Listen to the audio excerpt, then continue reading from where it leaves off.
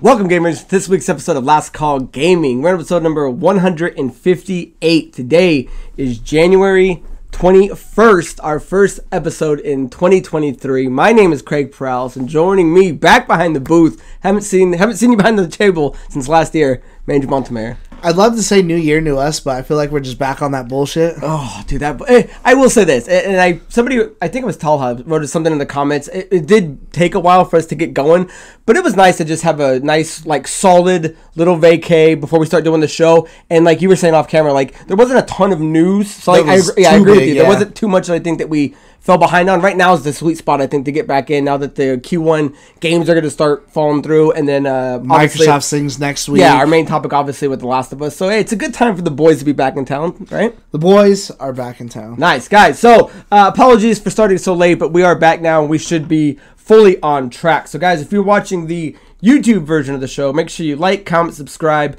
share to as many people as you can, and hit that notification bell so you can see our shows coming in every week. If you guys are interested in following us on any of our social media, our Linktree link is in the description of our YouTube video. You can find us on Facebook, Instagram, Twitter, and if you guys are listening to the audio-only version of this podcast, find us on whatever podcast platform you prefer. But as of right now, Anchor is the home for us, and from there, you can get all of your audio files. So, with that done out of the way, guys, before we jump into our main story, Andrew and I like to do What Are You Up To? We take a second, talk about what we've been playing, what we've been watching. It's been a few weeks, my man, so what have you been cruising through?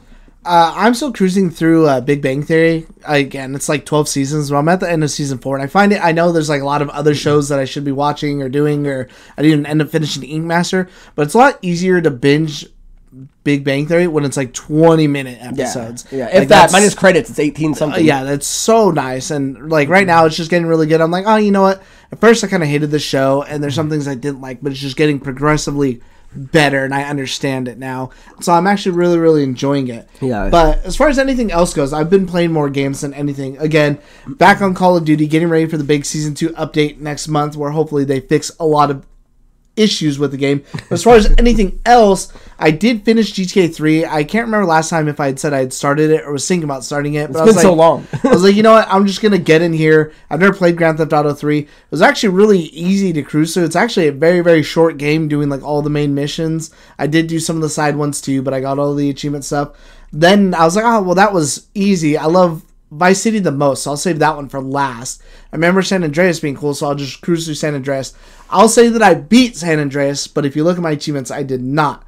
Because when you make it to the end, this one is where they fucking threw the kitchen sink and everything went overboard. There's like 100 missions, plus you can work out. There's all kinds of romance. There's everything going on in this game. I'm like, man, I kind of remember liking it as a kid because it was the first thing that was like that. But now playing, I'm like, there's so much fucking bloat in this game with no fast travel and nothing like that. The map's huge. I made it all the way to the end, and it did one of the things that I will not stand for, and that's to do the final mission.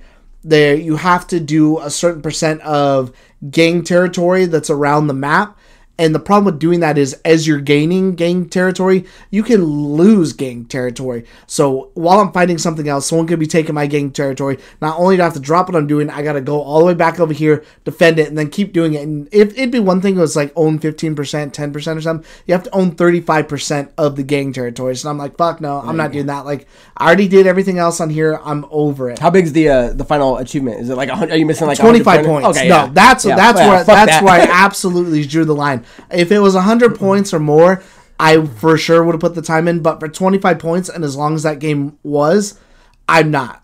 But I did forget, out of all the people that were in there, you know, you have like Samuel Jackson, a lot of great voice actors in this game. Was James Woods is in this game. Oh, nice. And I forgot that he's in there. And he's like really, really good, dude. He's hysterical. I love me some Woods. But as far as anything else that I played too, I did also beat High on Life. And I feel like that's where I really, you know, got one for the home team, because I decided I'm just going to run through it, do the easy achievements. I don't want to collect anything. While I was waiting for this other achievement where you have to have a commercial pop up on the TV, you got to keep like reloading your save to change it. It gave me an achievement for collecting all the playing cards. Yeah. And I had only had like 2 of them at the time. So I'm like, oh, you know what? They really wanted me to have that, and I appreciate that. So that saved me from my Grand Theft Auto. Now, as many of you know, I've been talking about Monster Hunter Rise. That just dropped the other day. I haven't played it. I launched it yesterday, and I spent an hour making my character, making my Palico companion. Watch the first cutscene, and as soon as it's like, all right, get out in this world and do whatever, I'm like, all right, that's enough. Rise is a separate game from Hunter, or is it an add-on like DLC? That's what I kind of forget. Monster Hunter Rise is its own game that dropped for the Switch, and now it's out for, or what, I think it had already been out for PC, but now it's out for everything. And then it has its own DLC, which is Sunbreak. And Sunbreak is, from my understanding, almost like maybe what Iceborne was, that when they did put it out, you would get confused that you think it's almost its whole game, because it is like a whole, it's a whole chunk of whatever. And congratulations to them, because I think they just said Iceborne just passed like 1 million or something. Right, doing that? Yeah, something like that. It passed some like crazy number sales, and I'm like, damn, Monster Hunter World was already crazy up there. It's crazy to see their DLC now be up there like really high. Would Rise be, is it the same fight? I don't know how you said you got into it with the fighting at all, or if you've seen it. Is it the same as World, or would it be an easier entry point? Like me and Geno, we played the other one, didn't care for it because it is a lot of stuff to learn. Is this an easier entry point, or would it be more the same? I don't think it's easier, but some things are, like you don't have to like track animals, the traveling's a lot easier. But I mean, as far as like learning the combat and stuff, I think it's probably about the same. I haven't made it that far to know, but I'm going to imagine it's the same. But if you guys do want to jump in, we'll do it just like Dark Souls, with me helping you. You ended up loving that game, but I'm sure if you would have just jumped in yourself, you probably would have been like, fuck this. I doesn't explain anything, and I don't know what's going on. It's on Game Pass, so if you guys do have an Xbox and Game Pass, download it for free. And you want to run me through it, hit me up. So as far as what I've been up to over the last few weeks, but the main thing that I watched was this movie called, and I didn't even know it was out. It's called Batman and Superman: Battle of the Super Sons. It released on October 7th of last year. It was on HBO Max. It was a pretty good movie. I thought it was, looking at HBO Max, I thought it was going to be kind of lame. I'm like, how cool can Damien's awesome, but Superboy, or whatever they want to call him, John Kent, looked kind of lame. It's actually pretty solid. And when I looked at the reviews, it's got a 6.7 on IMDb, which is pretty good. More, 53% of the average watcher liked it.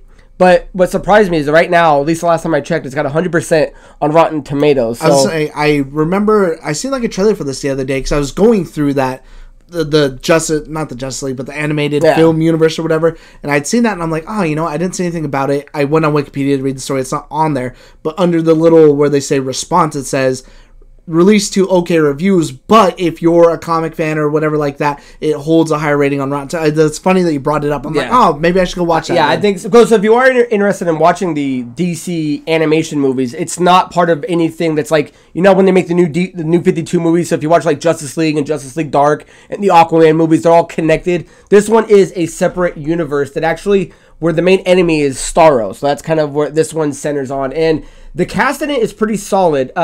It's got a lot of people from Vox Machina. If you like that show, right? I haven't watched. Oh, you didn't watch that one? So that's the kind of Dungeons and Dragons show. So the guy that plays Grog, who's the big barbarian, Travis Willingham, he's the guy that plays Superman. Tom Kenny, who's SpongeBob, plays Green Arrow. Troy Baker comes back to play Batman, who was in Arkham Origins as Batman.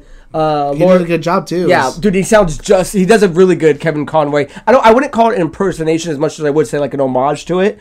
But Laura Bailey's in it. Nolan North is in it playing Jor-El. So it's got solid voice talent, which is always a key factor when you're watching something that's animated like that. I would say check it out if you have HBO Max. It was actually a pretty solid movie. They did a really cool rendition of Damien in this one. And I actually ended up, who I thought was going to be like the crybaby kid, the Superboy, I actually ended up liking him at the end. And it was pretty well done. So as far as what I've been playing, I don't know. I guess I should have watched the last episode. I forget what I was talking about last time, but I also did beat High on Life. So maybe we can do a spoiler cast on that as well. I ended up loving that game. And we can maybe throw Geno on it. But the big game I did beat was the Final Fantasy VII Crisis Core Reunion, which dropped late last year in December of 2022. It's got solid reviews. And I beat. Yeah, Andrew beat that as well. And I got to say, the beginning of it, because this was the PSP remake of it, the beginning was pretty slow. And I was kind of like, man, I hope it's not like this the whole time. But once there's a certain cutscene, and you'll know it when you get to it. Which is what I told you. Yeah. Once you hit that cutscene, you're like, oh, okay, shit.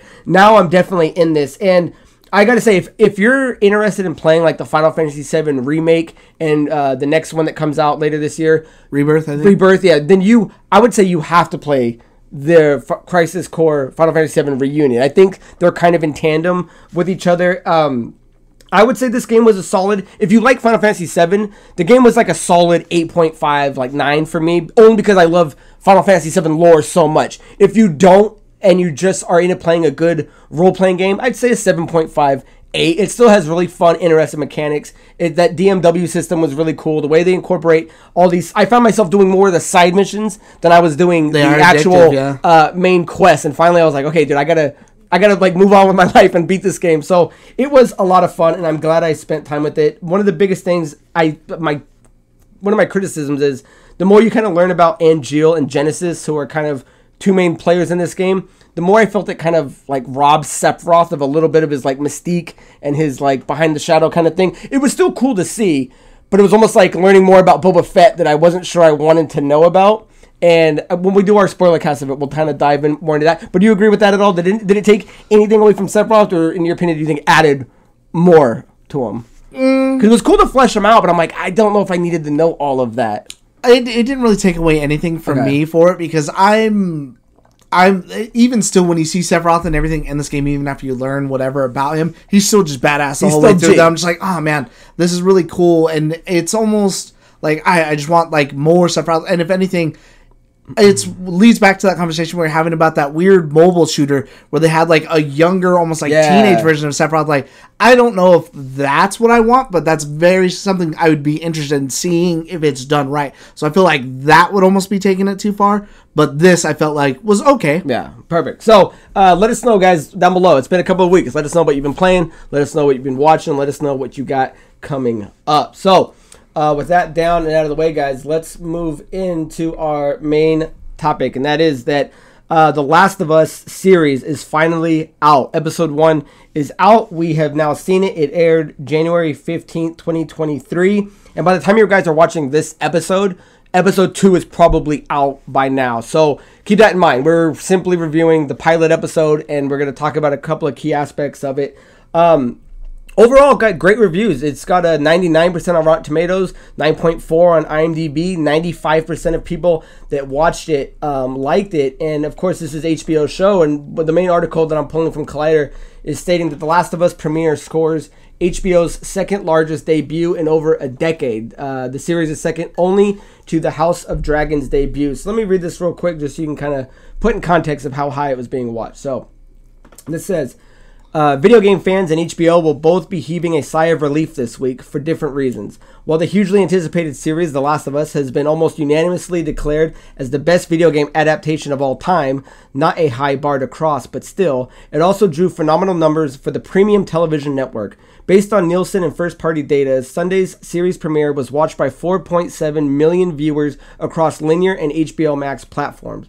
This is the second biggest debut for HBO since 2010's Boardwalk Empire, behind only last year's Game of Thrones spin-off House of the Dragon. The debut viewership for The Last of Us is also double that of the second season premiere of Euphoria, which ranks as one of HBO's most popular offerings. Sunday night viewership for an HBO series typically represents 20 to 40% of the show's total gross audience per episode. So it's safe to say that they knocked it out of the park, at least, again, speaking from a pilot perspective, that this show not only had the eyeballs watching it, but it was also reviewed nicely by critics and fans as well. So before we kind of dive into the characters and kind of the look of it, do you agree with this, Andrew? They're saying so far this might be the best video game adaptation of all time. Do you agree with that? And, I mean, did you think it was a great pilot?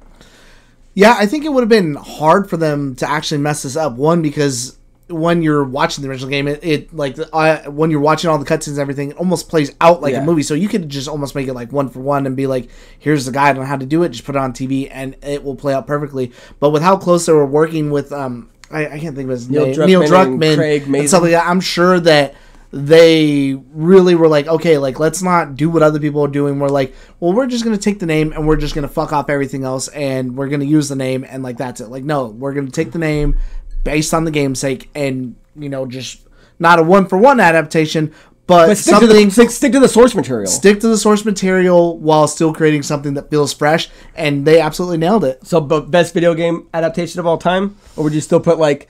Because I think they underrate things like that are animated as well. Because I love the Castlevania stuff, but I mean, if we're talking live action, then for sure. As long as this thing ends strong as it began, right? Because there's 9 episodes. It could easily fall off the map, say episode 3, 4, 5, 6.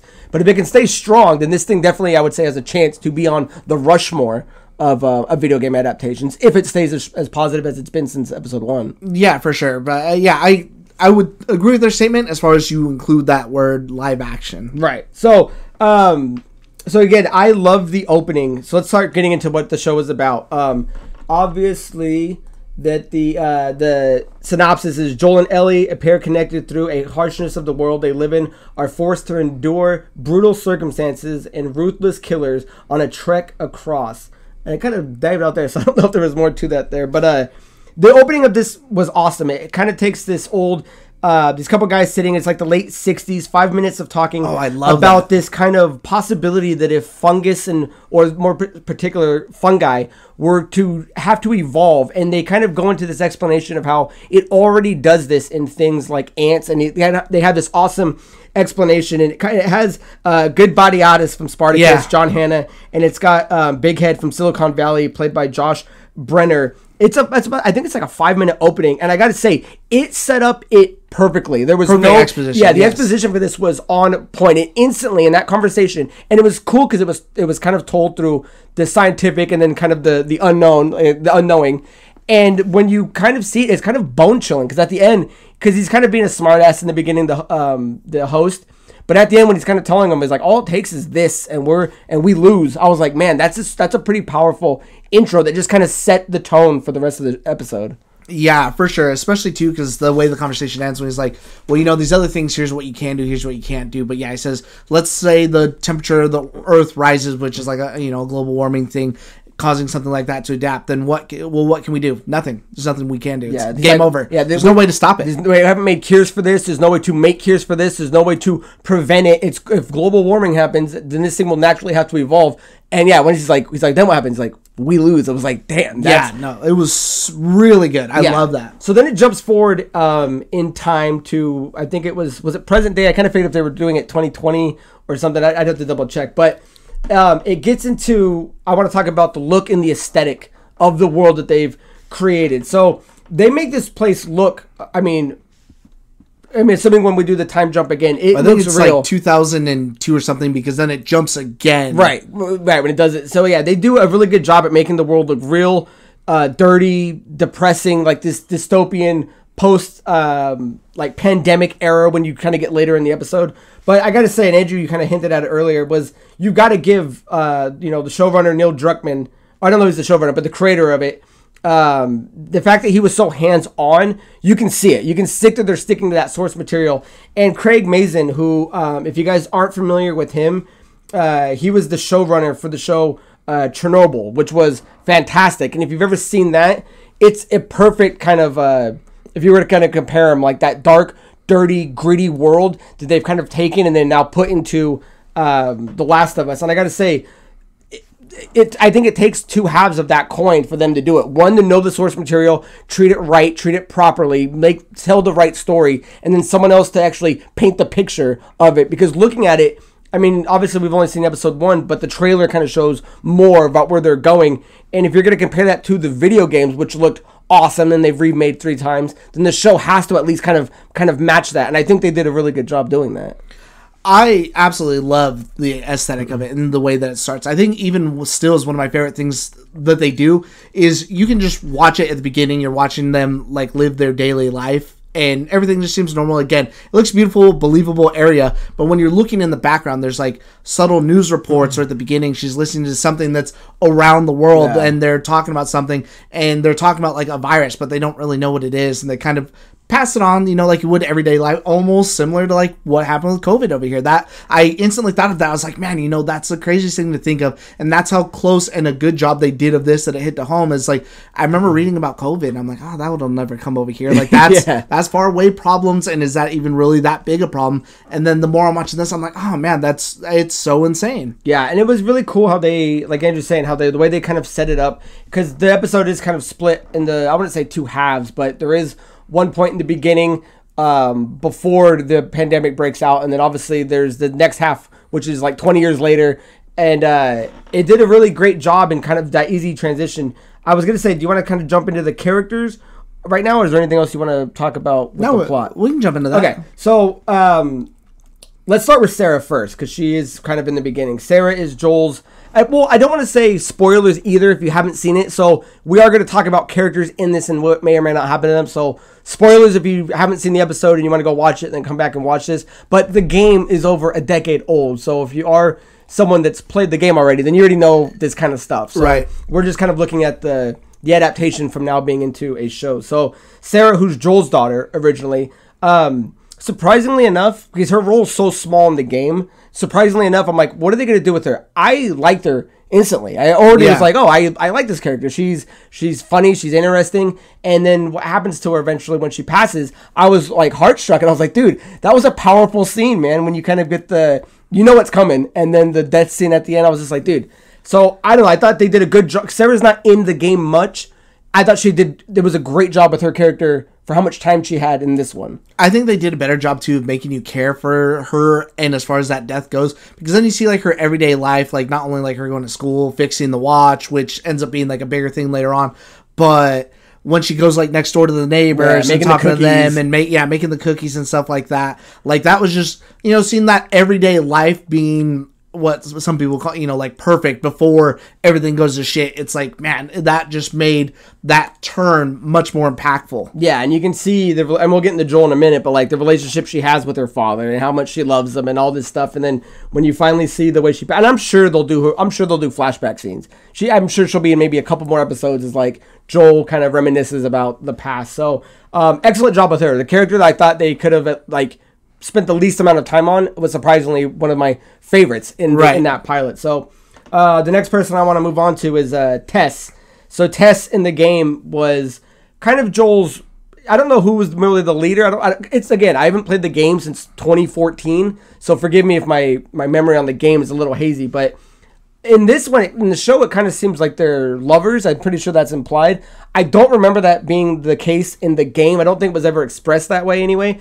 And if I remember right, in the game, she didn't look as old as the way they kind of portrayed her in this one, and she definitely didn't look, I don't want to say haggard, but as like beat up as the other chick did. So what was your thoughts on Tess? I was going to say, I don't remember her looking as old, but when they remade the game again for PS5, they did like age her up, and that was big people's complaints is like, well, you made Tess and you made her how old, and maybe that's the adaptation they went off of now. Which is perfectly fine. I have no problem with it. Going off of the PS5 remake, so I actually didn't have an issue with that, only because I'd seen like the PS5 footage when people were talking about that. Yeah, and I thought she was a strong character. I liked that they... Very strong. I liked that they assert the dominance, that she is kind of the Capitan and he's just kind of the muscle. I like the dynamic that they have, the power roles that they play. When they run into certain characters, everyone knows Tess and Joel at this point. They are an established figure in the city that they're living in, which at this point now we're knowing that this city's ran by... I don't say it's a government. It's more like this army that's kind of going on. And they do a really good job of really making it feel like... Because in the first one, you kind of see the army and you see them executing people, but you're kind of just almost like passing through a little bit. Right. When you're watching this, you feel it a lot more like how he's making the secret shades with the guards, but not only they're hunting people down, or even so, she just happened to be on the street when the fighting started, and they like take her anyways, and she ends up in like lockup. So you really feel their presence a lot more as far as their control in the city than I think what you really see in the game in the first one. Yeah. I'm trying to think. What is it called when that happens? Like when they do the military occupation? Yeah, when they do military lockdowns. Oh, it's martial law? Martial law, yeah. You can definitely still... Like, that's the kind of environment that they're living in. So, moving on to the next person who, we know is going to have a bigger role is Marlene, who is the leader of her section of the Fireflies. I thought she was pretty spot on. My memory of her from the game, I would say if you're going to do a 1-to-1 comparison from anybody from the show to the game, I thought she was probably the most spot on character that we've got to meet. I liked her tenacity. I liked her goal. I liked that she, again, when they run into Joel, they know each other. You can tell that there's a background between them. I thought she did a great job, and I can't wait to see more of her. I actually liked her the best, I think.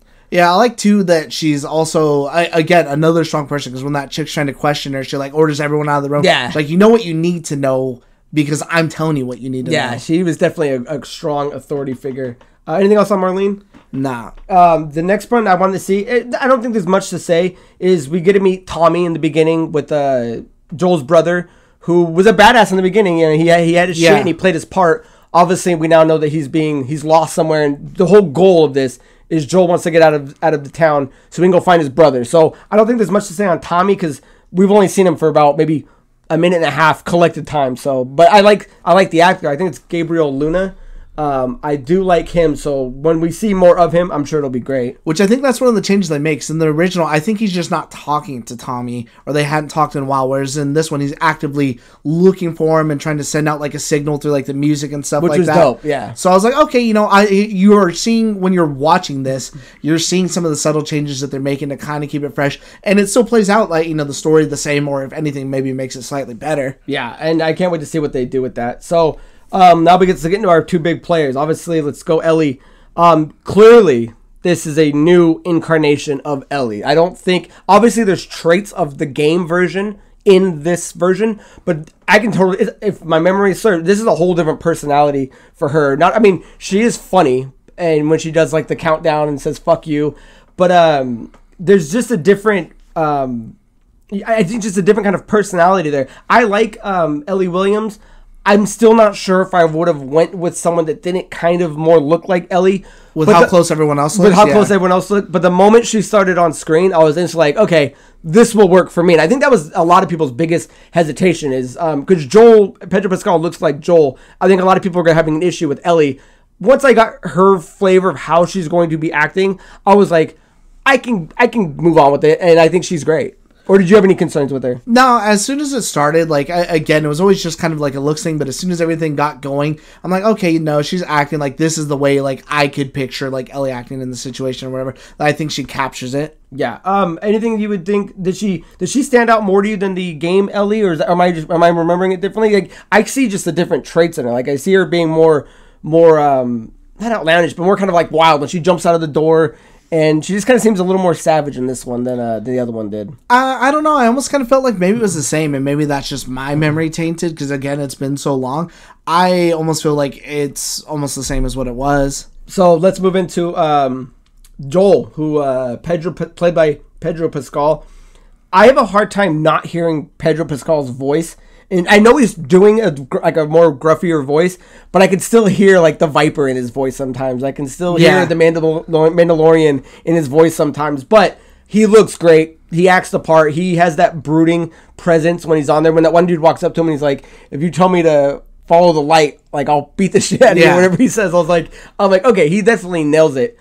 I don't know. What are your thoughts on him? Did he nail it? I think he's one of the best parts, because especially at the beginning, you feel that he is this I don't want to say beaten down dad, but this worn out dad, that's doing everything that he can for his family, for his daughter, because he does construction or whatever the hell it is that he does. Something to do with putting up housing or building or something like that. And then when he gets home, he's just too tired to even do his birthday or celebrate his birthday the way she wants to. Now he hears him later, changed by the world, and he's just been beaten down. So he's just got just that cold, hey, it's me or you, and it's going to be me every time. Yeah, and I would say, now that we have the characters established, it's that scene when they're going through, they're trying to escape the town, and it's Tommy, Joel, and Sarah in the car, and they're trying to get out of the bridge, and then they go through town, and then they get crashed into by, I think that airplane wrecks. I thought that was fucking way dope. And this is why you put it on something like HBO Max, because it looks like a movie when you're watching it. So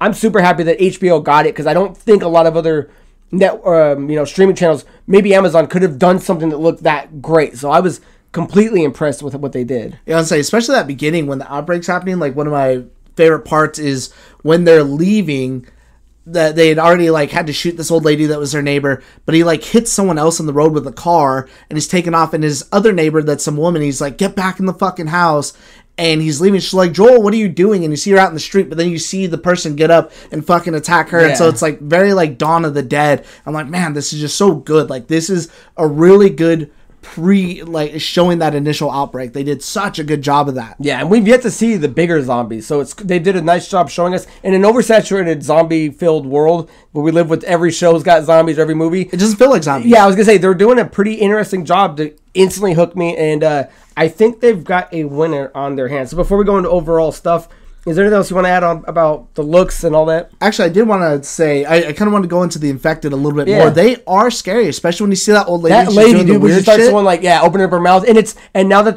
they have that thing coming out of the mouth, it's like weird. It's not like spores, but it's almost like something plant-like. So instead of them just biting you, it's almost like they bite you, and maybe that goes into your skin, and that's how that spreads through the infection. It's like, okay, that's really cool. Like, that's another step more into like how they're changing this, but for the better to like adapt this world. Yeah, because I like how they weren't using the word zombies. It was more, I mean, obviously we'll hear things like clickers, but in the beginning when they established that the fungi is just a spore and taking over the host and using you as a puppet. I mean, you're just, an extension of what the hive mind wants to do, which essentially is just, world coverage. And it's just, dude, that's a scary, scary thought. And I think they executed it quite well. I mean, I was like, damn, dude, this would suck to live in. Yeah, so far from what they've shown, I think they absolutely nailed the infected as far as like how they looked and act. And again, this is pre-breakdown before they have like shit growing all over their face and they become like, they've been around for so long that now they're kind of transforming to be representative, more plant-based like. But just that initial, I'm like, damn, like those are scary. Like that, because if you have something where like, a horror movie or a horror show or something like that, but the other part of it's not really that scary, then it's almost like, well, what's the point? What's like really the real big threat? So by building this up and making it like, those are like 10 out of 10 like Dawn of the Dead type scary like creatures, because they're so fucking fast too. Like that was the big thing, like when that one peeps up because they're like eating all the bodies and he's like, I think he hits like a bottle or something like that, and just one perks up, and it just slams into the wall, but then gets up like instantly off the floor and is like on top of him again. It's like, god damn. Yeah, they did a good job showing the fear that's real in this world, making it feel alive, having powerful actors give powerful presences. So I don't know. I think they did a great job. Is there anything else you wanted to talk about that before we kind of go into our ending with it? No, I'm ready. So. Overall, with the adaptation, like I said, I think it's so far it's great.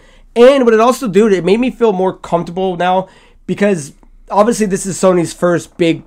I mean, obviously they did Uncharted and things like that, but we know they're throwing a lot of IP into being adapted into movies or shows. So Uncharted was hit or miss for a lot of people. I liked it. I think this kind of shows that if you're going to do these, because when you think about movie-like games, Uncharted is definitely one of them. But that's not necessarily, you don't need to make a movie out of it. I think this is showing that you need the TV aspect of it. I forget if Horizon is going to be a show, but I'm pretty sure the God of War version that they're talking about Twisted Metal is a show. So it's like, I have a better understanding now if this is the way they're going to do it. The only thing that's unfortunate is you're not going to have a Neil Druckmann and a Craig Mazin on all these projects. So this might just be the diamond in the rough out of all of them. But if they're going to have this much attention to the other projects, then I'm a little more comfortable moving forward. Are you? With like the other, like Horizon, God of War, Twisted Metal. I would hope so, but I'm also on the other end of the spectrum. Like, damn, if you put out your best one and this one ends up being the best one first, and then all the other ones suck, then that's all you're going to hear is, oh, it's going down in quality. They're never going to have another Last of Us. Whereas if they put out the kind of worst shows first, and then The Last of Us came out later, but I'm like, oh, maybe now they're turning it around, and here's the saving grace. Nice. So I think that's everything I've got on it. Was there anything else you wanted to get into? Yeah, actually, I had a question for you, because after watching this too, let me see, what did I write down? Do you think that watching the show, you're getting a better experience out of it than playing the game? Say that again? So, like, watching this show, do you think you're experiencing it, having a better experience watching the show, sitting back, relaxing, than when you experience the story as playing the game? I think it's... So for me, as a gamer, I'll take the 20 to 40 hour storyline versus this is going to be 9 hours. That's the way I want to take it in. But that's, my mom doesn't play games. My grandma doesn't play games. I think they did a perfect job, because again, there's a lot of people that are always like, oh, if you want to watch Last of Us, just then play the game. It's like, well, not everyone does that. So I like that they're doing that for something that most people, not most, but a lot of people are never going to play the game. So I think it's cool that they're doing it. For me though, it's always going to be the game, because you're going to get more out of it. You're going to get more, because instead of watching Joel do it, I'm Joel doing it. So for me, I'll take the games all day, but I'm not opposed to anybody who goes let's make a show out of it. I was like, see, I'm on the other end because I didn't play The Last of Us when it came out. I played it later. So to me, like, I'm like, oh man, this feels fucking clunky. This feels dated. Like, it doesn't feel good to play, but the story's so good that that's really kind of the driving thing for me. That was the other question I had on here too, because I was sitting there watching this with Christina, and I already know, the story and what's going to happen as far as like a majority. Do you think that watching the show, do you wish you hadn't played the game? Like, does the game spoil the show for you? I'm still just as good and just as invested, but seeing her, I'm like, oh man, you know what? At this point too, I almost kind of wish I didn't know anything about the game so that way I could really like enjoy the show and be like, It's hard to say when the Pandora's box is already open. Yeah. I've already done it, so it's hard for me to go like, I wish I didn't play it, because it was, as much as this show was badass, the game when it came out was revolutionary. Yeah. Like, it was the best game out when it came out. Number 2 got a ton of accolades. There's a reason why they're remastering it. So it didn't ruin it because, like I said, I haven't played number 1 in over a decade. So for me, it's like, oh yeah, I'm remembering a bunch of stuff now, and I'm like, oh yeah, that was awesome. Oh yeah, Marlene does this. Oh yeah. So I don't think it ruined anything. I'm glad I played the games, because now it lets me tell other people, go, hey man, if you like the game, you're going to love the show. So, I told my dad about the show. I was like, I know you haven't played the game, but if you want to watch a good 10 out of 10 show, check this out on HBO. Yeah, I think my dad was playing Last of Us. I'm pretty sure I got it for him. So if he's watching this, like, go watch the show. It's on HBO Max. If my mom's watching this, go watch the show because it's awesome. So, yeah, awesome, man. Is that everything? Yeah, those are just my 2. Cool, guys. So that is our main topic. Let us know if you guys watched it, if you guys enjoyed the show. Let us know your thoughts. Maybe we missed something. Maybe we didn't cover anything. As it goes on week by week, I'm sure somebody will write in a question. Maybe we can kind of talk about it as we go. Or maybe we'll do something separate with it. So leave your thoughts down below, guys. So another reason that took us a while to get the show going is we actually got our first temporary sponsor at the moment. So I'm going to break it away now, guys, and you can check out our first sponsor for Last Call Gaming is Manscaped. Check them out. Guys, we want to take a second to thank a sponsor for this video, Manscaped. We are starting 2023 off right with our friends at Manscaped. Last year may have been a hairy situation, but with the Manscaped Performance Package 4.0, it's here to help you shave the day. The leaders in below-the-waist grooming have blessed you with the ultimate package. Tell your friends about your new cutting-edge ball trimmer and gift yourself or the man in your life the ultimate men's hygiene bundle. Trim a little off your sack by going to manscaped.com and use the code LastCall for free shipping and 20% off. Like most of you guys, I used barbaric methods to trim my balls, but not anymore, thanks to Manscaped and the Perfect Package 4.0. Inside, you'll find their Lawnmower 4.0 trimmer, Weed Whacker ear and nose hair trimmer, Crop Preserver ball deodorant, Crop Reviver toner, performance boxer briefs, and a travel bag to carry everything with you.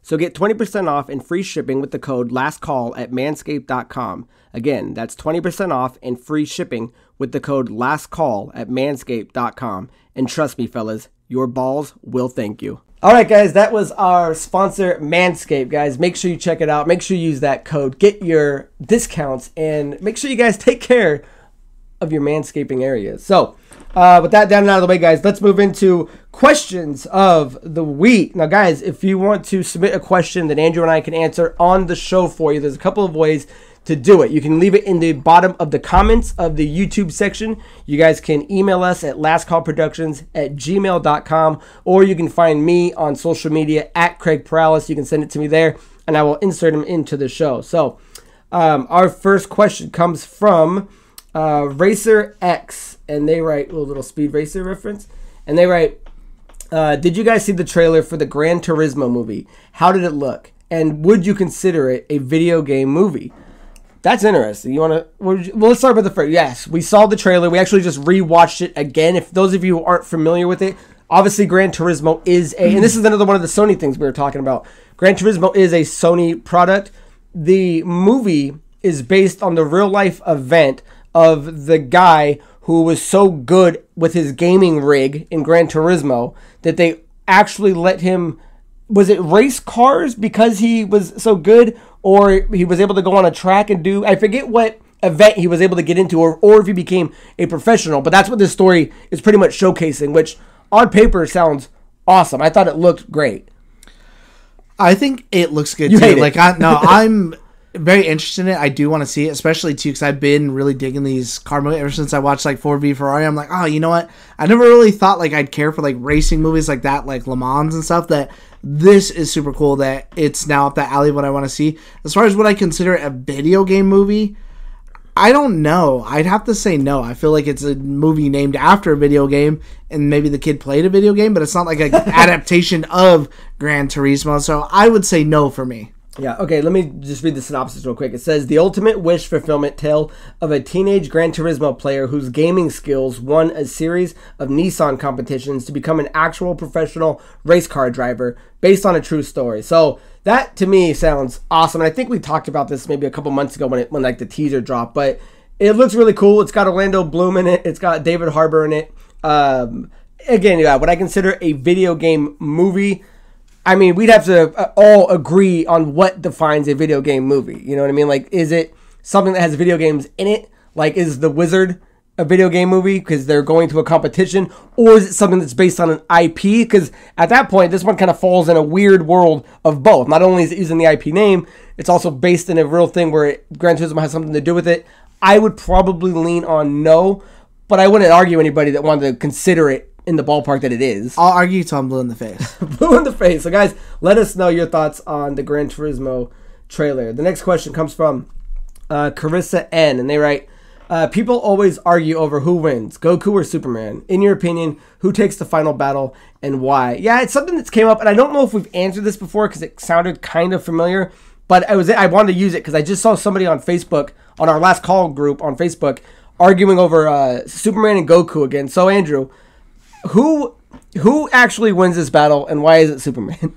I don't like Superman anyway, so like for me, hands down, it would be Goku. But that's his bias, though. I mean, I'm talking like who would actually win. Just because you don't like someone doesn't mean that they wouldn't win. I still think it would be Goku, because Goku could be just as strong. He gets stronger just like Superman. Superman obviously has a peak, whereas Goku, when you watch the fucking shows, continuously gets stronger. Superman doesn't have a peak. He but keeps going. Goku is far superior in hand-to-hand combat, whereas Superman's just going to fucking sit there and throw these stupid punches, and that's it. Then you got to read some more books, man. There's a thing where Superman has like the eidetic perfect memory where anything he learns, he remembers. So if he sees Batman... And here's the other thing that a lot of people forget. It depends on who's writing the story.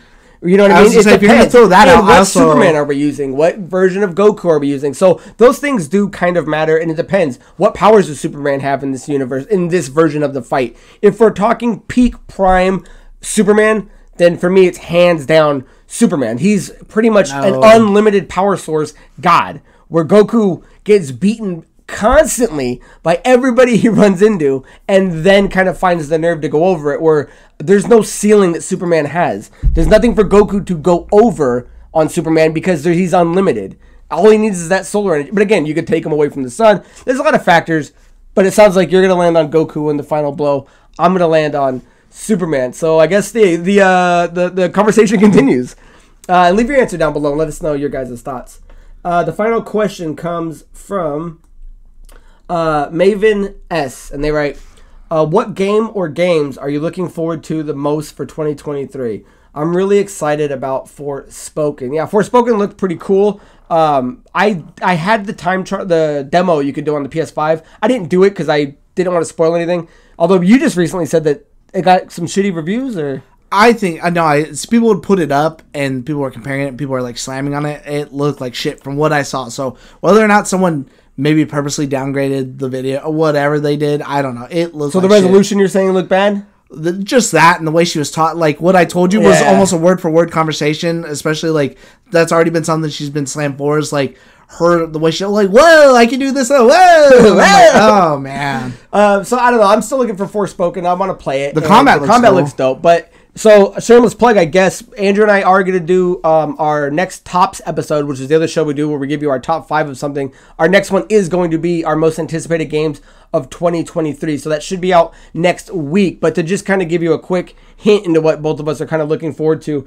And I'm not going to say it's my number one. I still haven't made my list yet. But the game I know I've been looking forward to since last year heavily is Hogwarts Legacy. I mean, people, you can talk all the shit you want. I don't care if you like J.K. Rowling or not. That has nothing to do with the game. The game is made by a studio that's using IP from Hogwarts, and I love that. And everything we've seen about it looks amazing. The fact that you can actually go, that there's a light and dark path for this game, which any other Harry Potter game. Oh, I'm killing everybody. Yeah, you'd go, oh, you're going to be a Gryffindor and you're going to be good and you got to go fight the bad guy. It's like, no.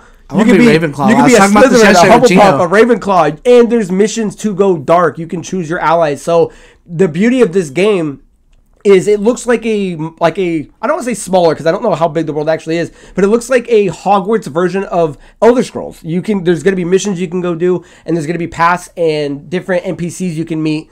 So I'm super looking forward to this game, and if I'm not mistaken, it comes out either February or March or something like that. So it's right around the corner. So that's definitely a game, and you can expect to see that on my list when you see the tops.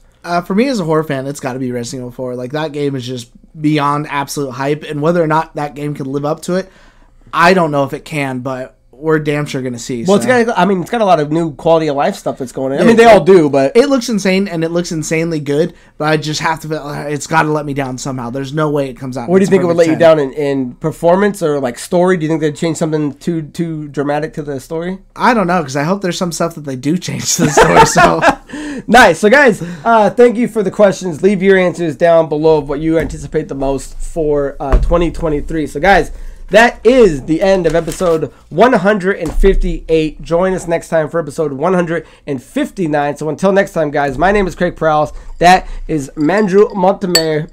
Cheers. See ya.